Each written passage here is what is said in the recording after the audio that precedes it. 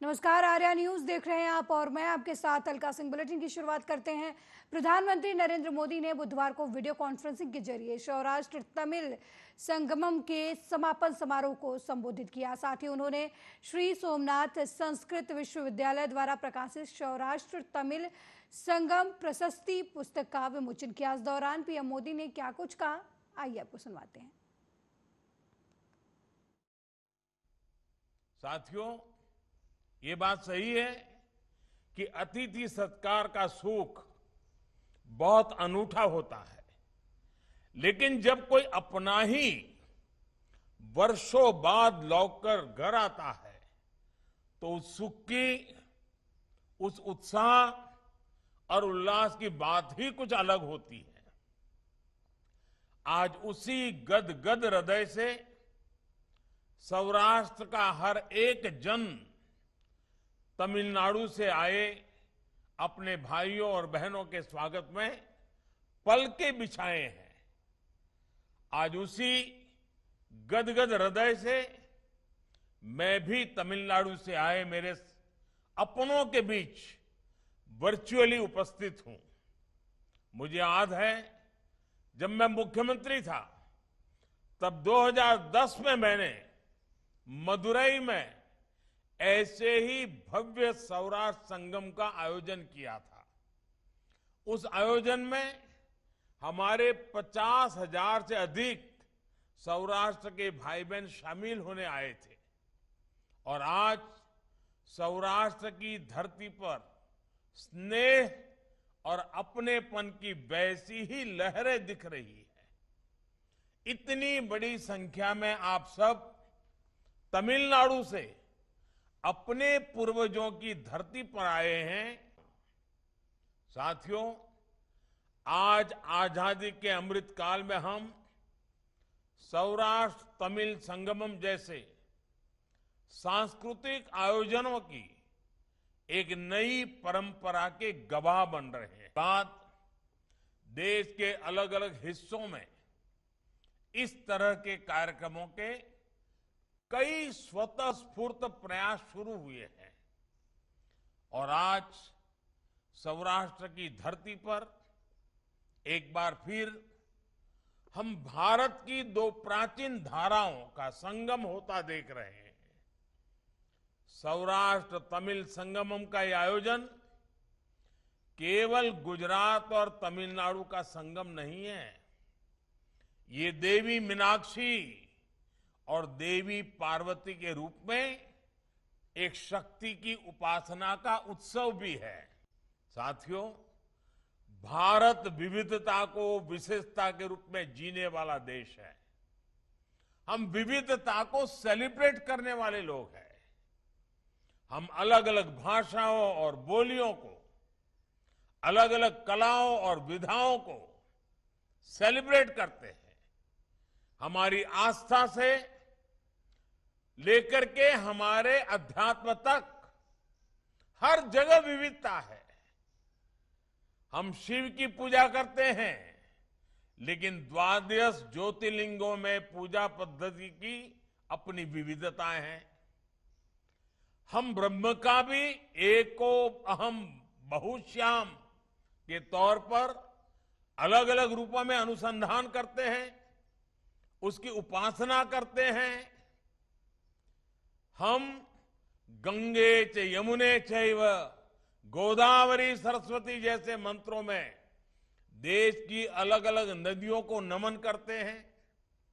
ये विविधता हमें बांटती नहीं, बल्कि हमारे बंधन को, हमारे संबंधों को मजबूत बनाती है। क्योंकि हम जानते हैं, अलग अलग धाराएं जब एक साथ आती है तो संगम का सृजन होता है। इसलिए हम नदियों के संगम से लेकर कुंभ जैसे आयोजनों में विचारों के संगम तक इन परंपराओं को सदियों से पोषित करते आए हैं। यही संगम की शक्ति है, जिसे सौराष्ट्र तमिल संगमम आज एक नए स्वरूप में आगे बढ़ा रहा है। साथियों, आज हमारे पास 2047 के भारत का लक्ष्य है। हमारे सामने गुलामी और उसके बाद 7 दशकों के कालखंड की चुनौतियां भी है।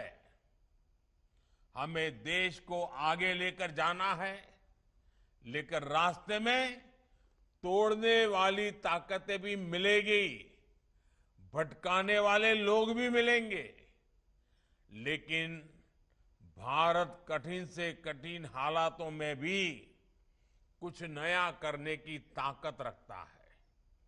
सौराष्ट्र और तमिलनाडु का साझा इतिहास हमें ये भरोसा देता है।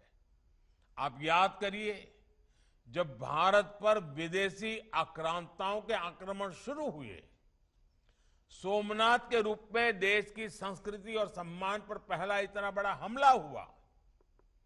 सदियों पहले के उस दौर में आज के जैसे संसाधन नहीं थे, इंफॉर्मेशन टेक्नोलॉजी का दौर नहीं था, आने जाने के लिए तेज ट्रेनें और प्लेन नहीं थे, लेकिन हमारे पूर्वजों को ये बात पता थी कि हिमालयात समारंभ्य यावत इंदु सरोवरम तम देव निर्मितम देशम हिंदुस्तानम प्रचक्षते, अर्थात वहीं कर्नाटक के बेलगावी में रक्षा मंत्री राजनाथ सिंह ने एक जनसभा को संबोधित करते हुए कांग्रेस पर जमकर हमला किया। रक्षा मंत्री ने कांग्रेस के ऊपर हमला बोलते हुए कहा कि धर्म के आधार पर आरक्षण देकर भारत के संविधान की अवमानना की गई। 1975 में मनमाने तरीके से संविधान में संशोधन कर आपातकाल लगाकर लाखों की संख्या में लोगों को जेल में डाल दिया गया। बीजेपी कभी ऐसा पाप नहीं कर सकती, चाहे सत्ता मिले या फिर ना मिले। उन्होंने कहा कि पूर्व प्रधानमंत्री राजीव गांधी ने कहा कि भ्रष्टाचार इतना है कि अगर मैं 100 पैसा भेजता हूं तो लोग 14 पैसे पाते हैं, लेकिन पीएम मोदी के नेतृत्व में अगर हम किसानों के खाते में 10,000 रुपए भेजते हैं तो उन्हें 10,000 मिलते हैं। बहनों भाइयों, विदेशों में नहीं बने,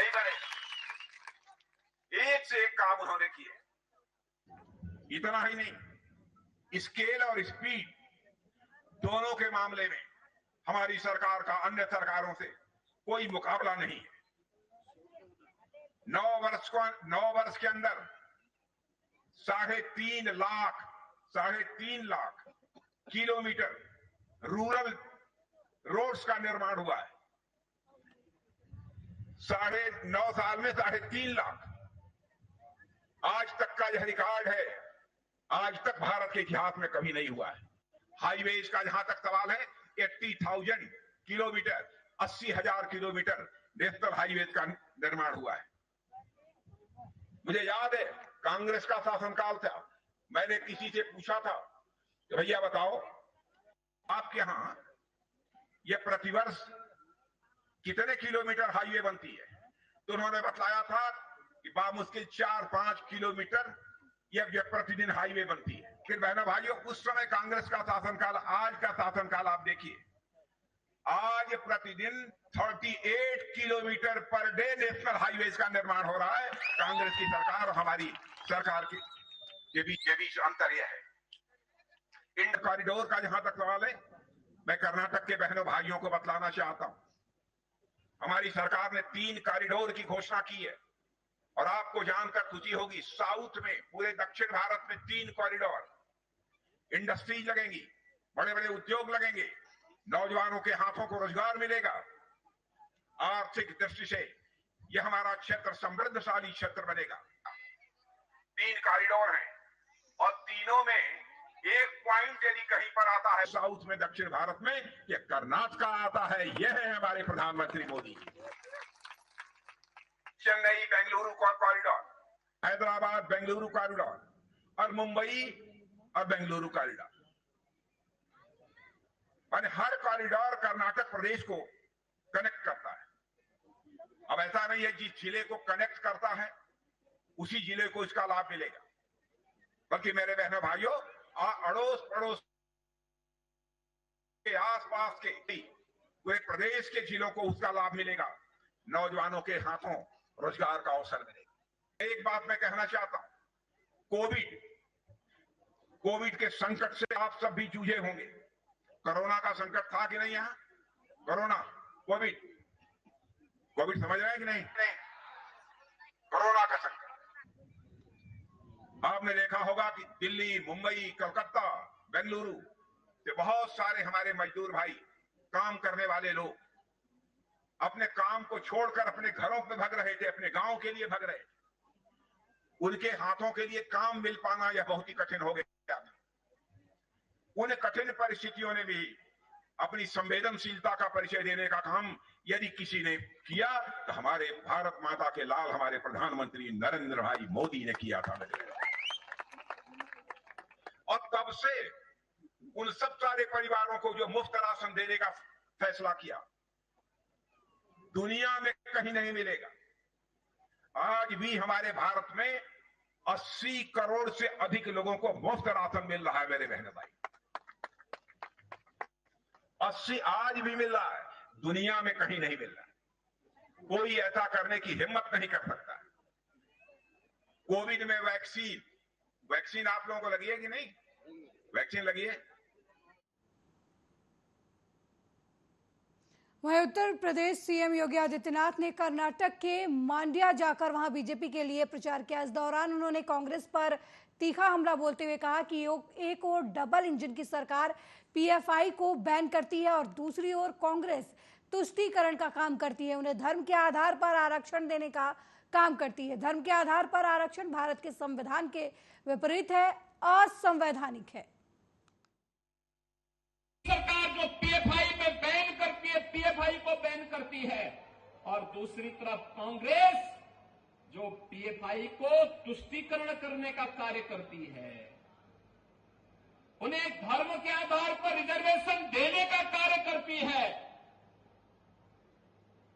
धर्म के आधार पर आरक्षण यह भारत के संविधान के विपरीत है, असंवैधानिक है।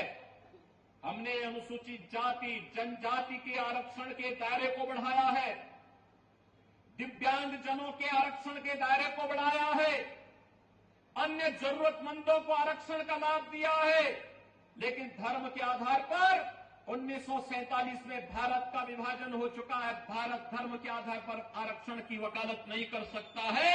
अन्य विभाजन के लिए हम तैयार नहीं है, यह भारतीय जनता पार्टी का मानना है, क्योंकि हम सब मानते हैं एक भारत श्रेष्ठ भारत की परिकल्पना ही भारत को आगे बढ़ाएगी।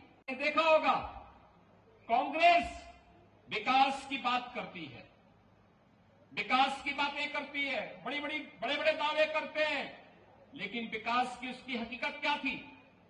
पंचवर्षीय योजना, एक प्रोजेक्ट बनता था, एक पंचवर्षीय योजना लग जाती थी, अगली पंचवर्षीय योजना में उसका शिलान्यास होता था, तीसरी पंचवर्षीय योजना में कार्य आवंटन होता था, चौथी पंचवर्षीय आज प्रारंभ होते। वहीं कर्नाटक में विधानसभा चुनाव होने को लेकर 15 दिन का समय बचा हुआ है। स्टार प्रचारकों में शामिल कांग्रेस महासचिव प्रियंका गांधी वाड्रा चुनाव प्रचार के लिए राज्य के 2 दिवसीय दौरे पर हैं। मंगलवार को कर्नाटक में चामराजनगर जिले के हनूर में महिलाओं से बातचीत के लिए कांग्रेस नेता प्रियंका गांधी वाड्रा ने महिला संवाद कार्यक्रम किया। इस दौरान जनसभा को संबोधित करते हुए प्रियंका गांधी ने बीजेपी की सरकार और उनके नेताओं पर तीखा हमला बोला। इस दौरान उन्होंने क्या कुछ कहा, आपको सुनवाएंगे। आपने शायद पढ़ा होगा कि एक विधायक के बेटे के पास 8 करोड़ रुपए कैश में मिले। ನೀವು ಕೇಳಿರಬಹುದು, ಒಬ್ಬ ಶಾಸಕರ ಪುತ್ರನ ಬಳಿ 5 ಕೋಟಿಯಷ್ಟು ಹಣ ಸಿಕ್ಕಿತು। उसपे कार्रवाई करने के बजाय उनके पिता ने तो परेड निकाल ली। ಅದ್ರ ಮೇಲೆ ತನಿಖೆ ಮಾಡೋದ್ರ ಬದಲು ಆ ಒಂದು ಪುತ್ರನ ತಂದೆ ಏನಿದ್ರು ಯಾರ ತರ ಹಣ ಸಿಕ್ಕಿತ್ತು ಅವರು ಪಲಾಯನ ಕೂಡ ಮಾಡ್ಬಿಟ್ರು, ತಲೆ ಮರೆಸ್ಕೊಂಡ್ರು। किसी को नहीं छोड़ा, कोविड के मरीजों को नहीं छोड़ा, स्कूल के बच्चों के अंडों को नहीं छोड़ा, जहां देखो वहां पे जहां मौका मिला इन्होंने आपको लूटा। ಇವರು ಯಾರನ್ನೂ ಬಿಡ್ಲಿಲ್ಲ, ಕೋವಿಡ್ ನ ರೋಗಿಗಳನ್ನು ಬಿಡ್ಲಿಲ್ಲ, ಸ್ಕೂಲ್ ಮಕ್ಕಳ ಮೊಟ್ಟೆಗಳನ್ನು ಬಿಡ್ಲಿಲ್ಲ, ಎಲ್ಲರನ್ನೂ ಕೂಡ ಲೂಟಿ ಮಾಡಿದ್ರು। कहा जाता है कि 1.5 लाख करोड़ रुपए लूटे गए हैं कर्नाटका प्रदेश से। 1.5 लाख ಹೇಳಲಾಗ್ತಾ ಇದೆ 1.5 ಲಕ್ಷ ಕೋಟಿಯಷ್ಟು ಹಣನ ಕರ್ನಾಟಕದಿಂದ ಲೂಟಿ ಮಾಡಿದ್ದಾರೆ ಅಂತ ಹೇಳಿ. आपको मालूम है कि इन 1.5 लाख करोड़ रुपयों में से कितना बन सकता था आपके प्रदेश के लिए? 100 एम्स के अस्पताल बन सकते थे. ನಿಮಗೆ ಗೊತ್ತಿದೆ 1.5 ಲಕ್ಷ ಕೋಟಿಗಳಲ್ಲಿ ಎಷ್ಟೆಲ್ಲ ಅಭಿವೃದ್ಧಿ ಆಗಕ್ಕೆ ಸಾಧ್ಯ ಆಗ್ತಾ ಇತ್ತು, ಎಷ್ಟೆಲ್ಲ ಹಾಸ್ಪಿಟಲ್ಗಳನ್ನು ಕಟ್ಟೋದಕ್ಕೆ ಸಾಧ್ಯ ಆಗ್ತಾ ಇತ್ತು. 2250 6 लेन की एक्सप्रेसवे 2250 किलोमीटर लंबी बन सकती थी. 2025 ಕಿಲೋಮೀಟರ್ ಎಕ್ಸ್ಪ್ರೆಸ್ ವೇಗಳನ್ನ ಹೆದ್ದಾರಿಗಳನ್ನ ಮಾಡೋದಕ್ಕೆ ಸಾಧ್ಯ ಆಗ್ತಿತ್ತು ಈ ಹಣದಲ್ಲಿ.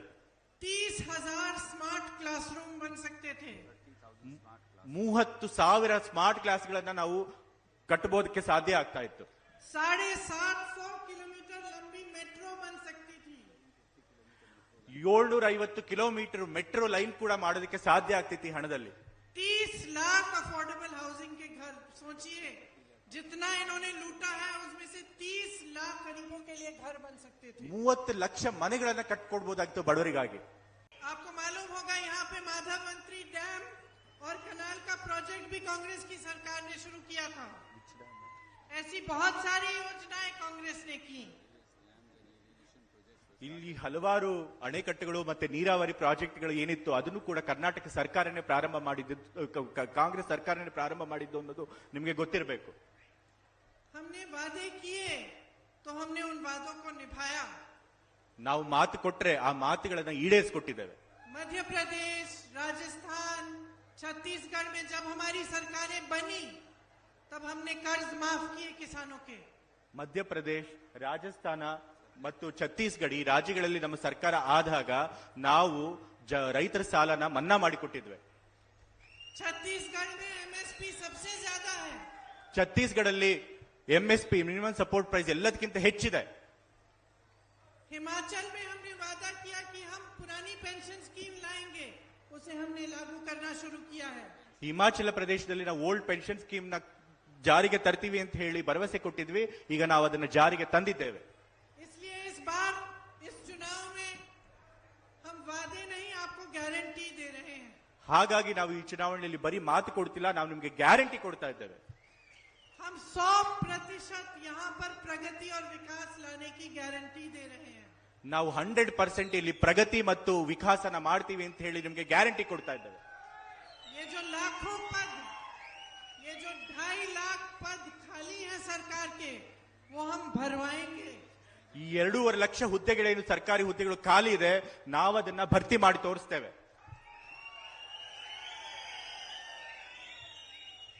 200 यूनिट बिजली के मुफ्त में मिलेंगे.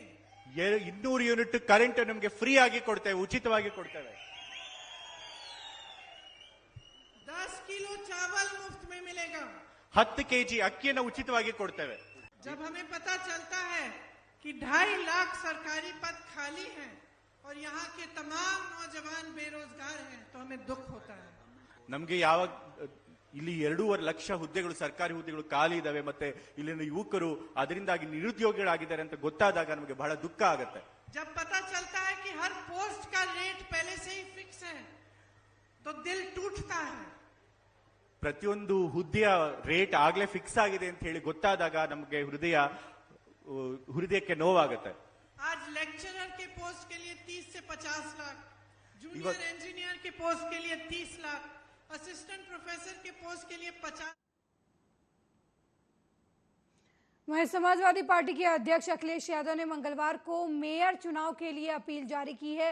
अखिलेश ने बीजेपी पर हमला बोलते हुए कहा कि शहरों की समस्याओं के लिए बीजेपी सरकार जिम्मेदार है. ज्यादातर निगमों में लंबे समय से बीजेपी काबिज है. शहर स्मार्ट बने नहीं, भ्रष्टाचार जमकर हुआ. लखनऊ में कूड़े से बिजली बनाने का काम नहीं हुआ. ये चुनाव शहरों का है और बीजेपी के लोगों को ये बताना पड़ेगा कि लगातार उनके मेयर रहे, लगातार उनकी सरकार है, दिल्ली की सरकार उनकी है.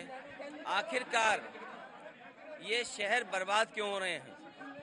जो शहरों को सुविधाएं मिलनी चाहिए थी वो सुविधाएं नहीं दे पा रहे. आज सीवर को लेकर के, गंदगी को लेकर के, कूड़ों को लेकर के पूरे के पूरे शहर भरे पड़े हैं.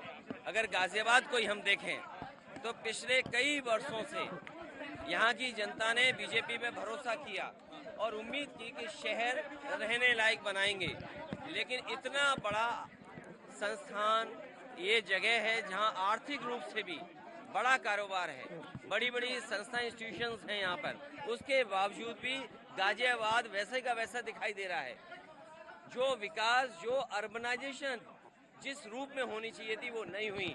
आज भी नदियाँ खराब हैं क्योंकि आपने सीवरेज ट्रीटमेंट प्लांट नहीं लगाया। सीवेज ट्रीटमेंट प्लांट नहीं लगेगा तो आपकी नदियाँ कैसे साफ होंगी। आपने कहा कि सॉलिड वेस्ट मैनेजमेंट कर देंगे, क्या किया सॉलिड वेस्ट मैनेजमेंट के लिए? पब्लिक ट्रांसपोर्ट के लिए आपने क्या किया? आपने शिक्षा के लिए क्या किया? आपने तो दावा ये किया था कि स्कूल में सस्ती पढ़ाई होगी, लेकिन आज देखिए स्कूलों में पढ़ाई कैसी है। स्वास्थ्य सेवाएं बेहतर होंगी, स्वास्थ्य सेवाएं जो बेहतर होनी थी वो बेहतर नहीं हुई हैं। फिर जो इंफ्रास्ट्रक्चर शहर का था, जो सुविधाएं शहर में मिलनी चाहिए थी, वो ये सरकार नहीं दे पाई है। नाकाम है, नाराजगी है, और जिस तरह से नगर निगमों में भ्रष्टाचार हुआ है, लूट हुई है, सड़कें वैसी की वैसी गड्ढे वाली, स्ट्रीट लाइट नहीं जल पा रही हैं, ट्रैफिक मैनेजमेंट नहीं है, तो आखिरकार जनता वोट क्यों दे? इसलिए बीजेपी के खिलाफ जनता में माहौल है। जनता इन्हें हटाएगी, एक एक महानगर से भारतीय जनता पार्टी हटेगी।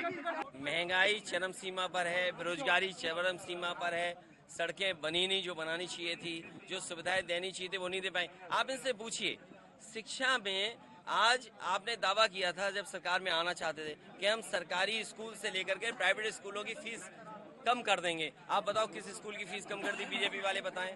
और जो गरीब है उसको इलाज कैसे मिलेगा? इलाज के लिए क्या सुविधा दी है आपने? और जब आप सुविधाएं नहीं दे पा रहे हो और स्मार्ट सिटी का सपना दिखाया, गाजियाबाद तो स्मार्ट सिटी होगा, अरे बीजेपी वाले स्मार्ट हो गए, सिटी स्मार्ट नहीं बना। तो आप मैं वही आपसे जानना चाहता हूँ, क्या आप ये सवाल स्मार्ट सिटी पे पूछोगे कि नहीं पूछोगे? नहीं, बिल्कुल। और नहीं, एक ऑटो वाले को या मार मार करके जान ले ली, वो सवाल नहीं आपके लिए। आपके लिए 1400 रुपए सिलेंडर नहीं है। जो इनकाउंटर वाली बात है, इनकाउंटर जाति, धर्म और वहीं एनसीपी प्रमुख शरद पवार ने महाराष्ट्र में सीएम की रेस को लेकर लगाए जा रहे पोस्टर और सीएम बदलने के बारे में अपनी प्रतिक्रिया दी है। शरद पवार ने कहा कि सीएम बदलने के बारे में संजय राउत ने जो कुछ भी कहा है वह उनके अपने स्रोतों से ही होगा। मुझे इस बारे में कोई जानकारी नहीं है। अजित पवार ने खुद कहा कि उन्हें भविष्य का सीएम बताने वाला पोस्टर लगाना पागलपन है। उनके कोंकण में कोई भी जनरल सेंस ऑफ प्रोजेक्ट आता है और कोंकण के राज्य का फायदा होता है तो जनरली हम लोग कभी अफसोस नहीं करते, मगर वहाँ के लोगों की बारे में कुछ नाराजगी है तो वो समझने की आवश्यकता है। इसमें उनके लेजिटिमेट डिमांड जो है वो पूरी करनी होगी और इसके लिए डायलॉग की आवश्यकता है। हमारा सुझाव ये है कि आप उनके साथ डायलॉग करो, उनकी कोई समस्या हो तो जानने की कोशिश करो, नहीं हो तो इससे रास्ता निकलने के लिए कोशिश करो और ये इशू खत्म करो। क्या आपकी बात उद्योग मंत्री ने मानी जो आपको सुझाव दिया था? हमने सुझाव दिया नहीं, हमने बात ही नहीं की। बात हमने आज इंडस्ट्री मिनिस्टर हमारे साथ आए थे उनसे की। तो उन्होंने माना कि मीटिंग लेंगे, आगे लोगों से बात करेंगे? नहीं, उन्होंने कहा कल करेंगे। इस रिफाइनरी पर आपका विरोध है या समर्थन? वहीं उत्तराखंड स्थित केदारनाथ धाम के कपाट मंगलवार को दर्शन के लिए खोल दिए गए। केदारनाथ मंदिर के कपाट पूरे विधि विधान के अनुसार मंत्रोच्चार और आर्मी बैंड की मधुर धुनों के साथ सुबह 6:20 पर खोले गए। इस दौरान मंदिर के करीब 20 क्विंटल फूलों से सजाया गया मंदिर के कपाट जिस वक्त खोले गए उस समय वहां करीब 8000 श्रद्धालु पहुंचे थे। मंदिर के कपाट खुलने के बाद श्रद्धालुओं ने केदारनाथ के दर्शन किए।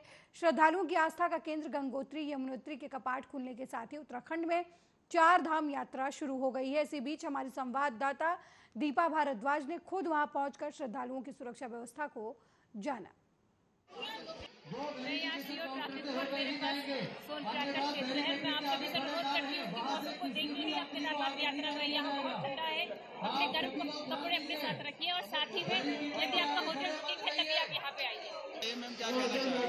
सर यहाँ की व्यवस्था के बारे में बताइए। व्यवस्था तो बहुत अच्छी है लेकिन पब्लिक आज भीड़ काफी हो गई है जिससे स्थिति थोड़ी नाजुक बनी हुई है और भीड़ को कंट्रोल किया जा रहा है और एक एक श्रद्धालु को धीरे धीरे लाइन में लगा के और केदारनाथ बाबा धाम कराया जा रहा है। सर और कुछ बोलना चाहिए? आप रात को कितने बजे से यहाँ पे खड़े हो? हम रात में 3 बजे से ड्यूटी में है, पूरा फोर्स हमारा लगा पड़ा है और पब्लिक का पूरा सपोर्ट किया जा रहा है। इस बुलेटिन में मेरे साथ फिलहाल इतना ही। देश दुनिया की तमाम खबरों को देखने के लिए देखते रहिए आर्या न्यूज़। नमस्कार।